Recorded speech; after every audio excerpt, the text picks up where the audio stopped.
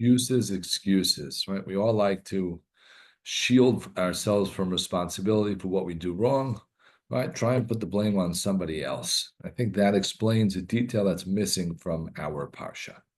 Right? So at the end of the parsha, after all of the numerous attempts for Bilam to go and curse the Jews, so we find a terrible story at the end of the parsha, right? That the Havayeshim Yisrael Shittim, that the Jews settle in Shittim, right? Vayachel Ha'am Lisnod B'no Moab, and the men of Israel go out, right, to fornicate with the daughters of Moab, and there's idolatry, it seems, happening. They're eating and drinking together. They're partying together, right? And they come to Baal Peor, right, the famed idol.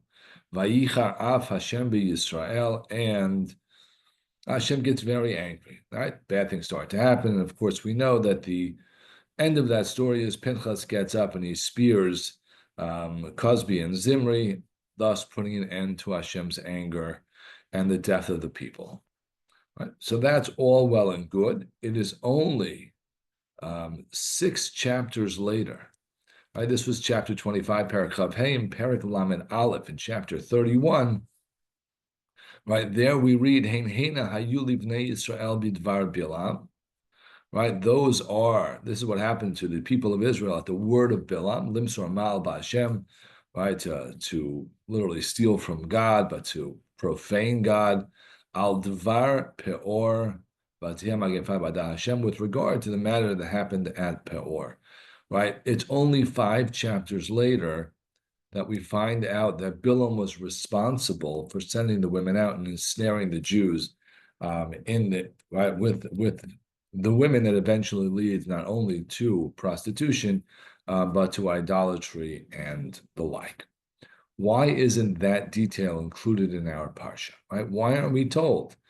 And Bilam understood how to get the Jews, and he sent these women out to ensnare the Jews. Why is that detail included only later?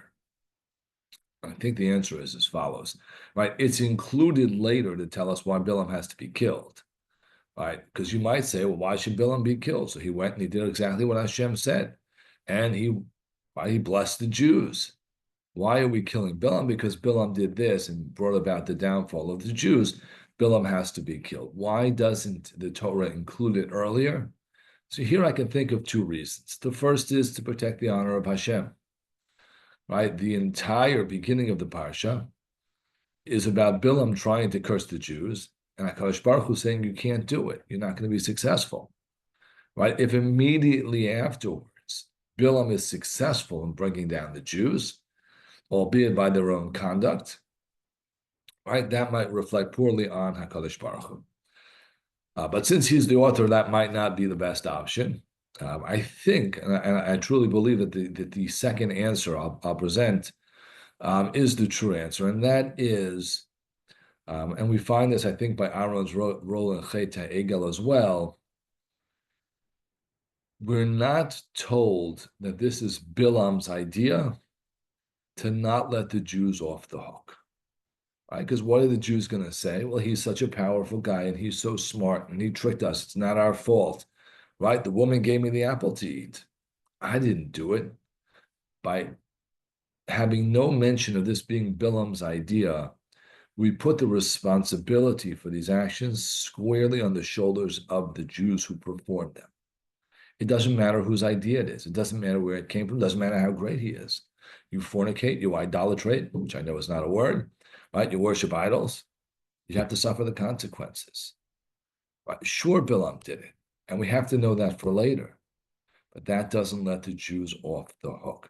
The Torah wants to teach us, your actions are yours. You're responsible for them. There are no excuses, right?